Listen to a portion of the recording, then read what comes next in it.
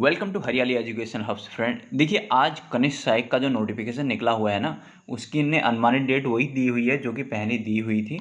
तो ये डिटेल तो आपको मिल गई होगी, क्या है, कितनी पोस्टें हैं, क्या है, कैसा है, और सारी और अलग अलग प्लेटफॉर्म में भी देख लिया होगा आपने, खुद भी चेक कर लिया होगा पूरा पीडीएफ, है ना। मैं उस विषय में ज़्यादा बात न करके मैं थोड़ा सा अपनी सलाह दूंगा आप लोगों को।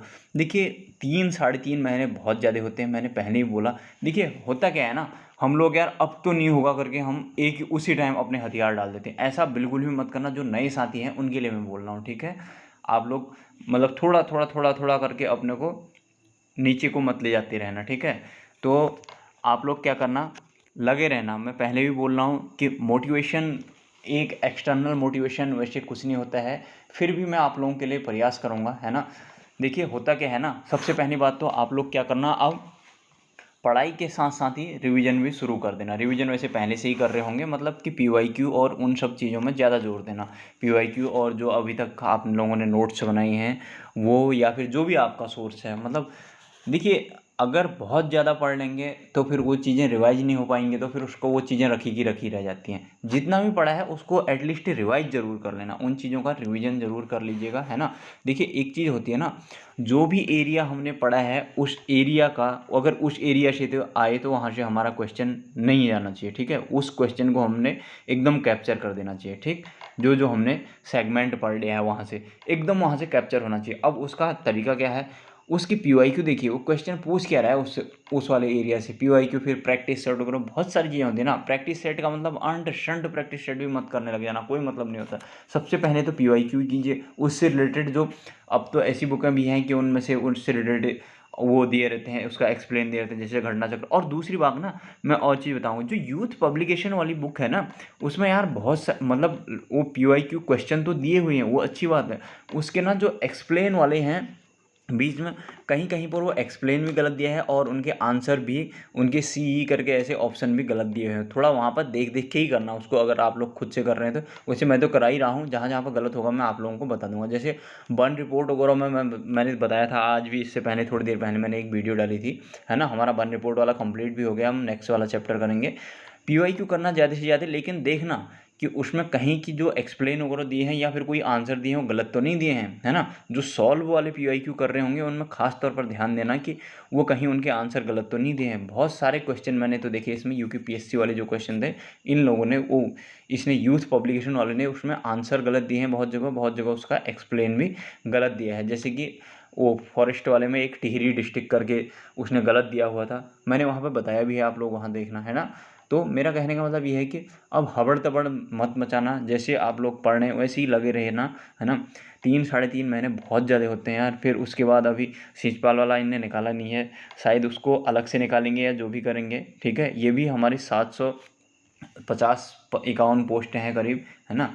इससे ये होगी, इसके बाद भी दूसरी वाली पोस्टें में आ रही हैं, आती रहती हैं ऐसे, बहुत ज़्यादा टेंशनाइज नहीं होना हुआ। एटलीस्ट जितना पढ़ रहे हैं उस चीज़ को आप लोग वहाँ से चीज़ें नहीं आनी चाहिए। मेरा वीडियो बनाने का उद्देश्य इतना सा है कि अब तो नोटिफिकेशन भी आ गया है, अब हमारे पास थोड़ा सा लिमिटेड टाइम बचा है, हम कैसे करेंगे, हमें गिव अप कर देना चाहिए, ये वाली मेंटेलिटी मत रखना बिल्कुल भी, है ना। तो कुछ साथियों ने मेरे से बोला भी था कि यार एकदम डर लग रहा है, क्या करें, कैसे करें। ये डर नहीं, कोई बात नहीं। अगर आप देखो, सबसे पहली बात तो इंसान का व्यवहार होता है, वो हर किसी को लगता है डर। और दूसरी बात यह है कि जब आप पढ़ रहे हो, सब कुछ कर रहे हो, तो उसका रिवाइज करते रहो, है ना। उसका रिवीजन जितना ज़्यादा होगा, रिवीजन रिवीजन, तो उतनी चीज़ें अपने हाथ में आएंगी, है ना। और दूसरी बात क्या है, उत्तराखंड को सबसे ज़्यादा टाइम देना, क्योंकि उत्तराखंड 40 की आनी है। फिर उसके बाद हिंदी होगी 20 की, ठीक है। फिर उसके बाद हमारा रीजनिंग हो गया। अभी जीएस वाले पोर्शन में बहुत ज़्यादा मत जाना। देखिए, मैंने भी इसमें हिंदी में लिटरेचर पूरा कंप्लीट करा दिया है, ग्रामर भी लगभग आधी हो गई है हमारे हमारे यहाँ पर। संधि तक कंप्लीट हो गया है, पहले का जो बोरिंग वाला चैप्टर होता है वो भी कंप्लीट हो गया, वहाँ से भी क्वेश्चन काफ़ी बनते हैं, ठीक है। और उसके बाद और हमारे शास्त्रीय भाषाएं वाले पढ़ी थी हमने, वो भी अपडेट हो गई हैं, आज 5 नहीं और आ गई हैं, तो मैं उनको भी अपडेट करके आप लोगों को बताऊंगा, अपडेट कर दूंगा किसी वीडियो में, ठीक है।